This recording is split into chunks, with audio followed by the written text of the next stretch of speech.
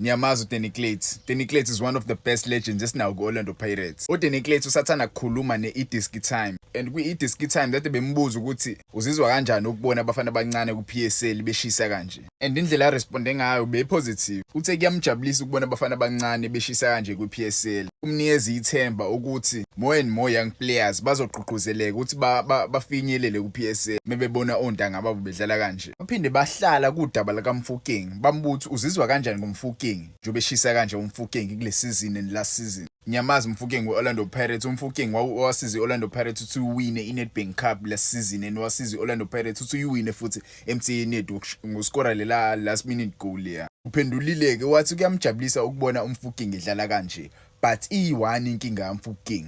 Indlela ayiphatha ngakhona ufila ngazi ukuthi uzo-end up njengozongo. Abaningi bamkhumbula kuzongo. Waduma kakhulu kwiChippa United, waduma kakhulu futhi nakwi-SuperSport United nama-teams anjengo-Wits if I'm not mistaken. Uzongo wayedume kakhulu ngokujika, yabo i-groundini, yabo ajike nje. Wayedlala ibhola elimnandi. Lalimnandi ibhola elidlala cause kwakuleli ibhola lelithandwa ama-fans kakhulu. And mase uthi ubheka umfokeng nayo. Umfokeng udlala ibhola elicishe elifane naye lo mjide lo. But i-problem yayi-one ngozongo. I-problem yazongo wayengekho discipline. Yabo wayengekho discipline and ama-team amaningi wayengahlali kuma-team. Wayehamba eshintsha ama-club, eshintsha ama-club.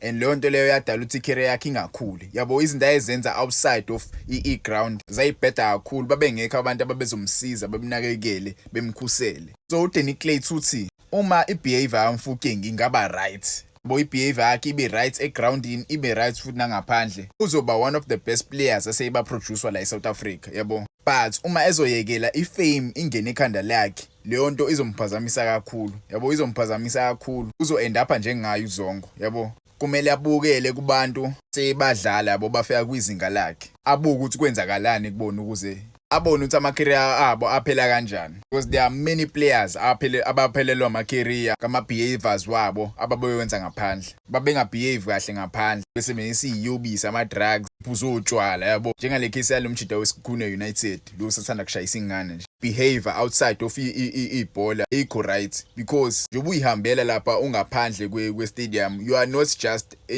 anyone. Urepresenta i-brand ye-Orlando Pirates, yabo, urepresenta i-brand ye-team. So mungaphandle behavisa ukomuntu ngaphansi kwebrand, ungabehavisa okwakho, yabo. Lokho mhlawumbe ungazenzela wena usuretire because umudlala ibhola you are a worker, uyasebenza, umsebenzi wakho ukhokhelwa ukuthi udlala ibhola. Mase usebenzisa iyobisi, izona lezo zinto lezo.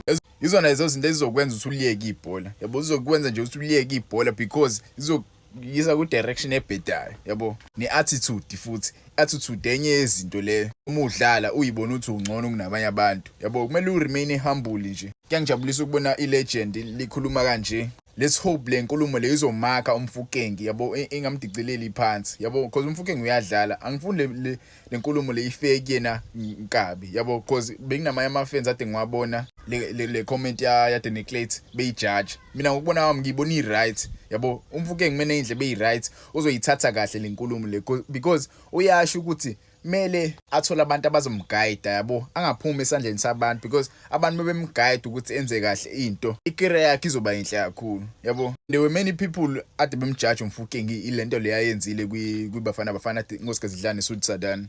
Bethi umfokeng ade jika, yikho into ade yenza umfokeng lapha. Ubonile umfokeng ufikile wangena, scope ku-3-0 already, yabo. So nje ungena nje vele bayawina ngesikhathi sila ko-75.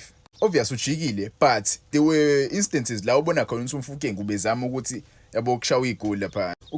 Ucreateile ama-chances, I think 4 or 5 chances engenile, yabo. Yakhombisa lokho ukuthi umfana uyajika kodwa uyakwazi ukudlala, acreate ama-chances for i-team ukuthi win, yabo. So nalento leyo kugxeka kwaba abantu abajika iyekini bafethu, yabo. Kukabili, it's either uyajika or ufuna kubukwe wena. It's either uyajika or ufuna kubukwe wena. Mujika kumele into yakho ijike ibe nesense ekhanda. Jike usize i-team ukuthi i-team iwine. And ujike i-team uma iwina vele, yabo.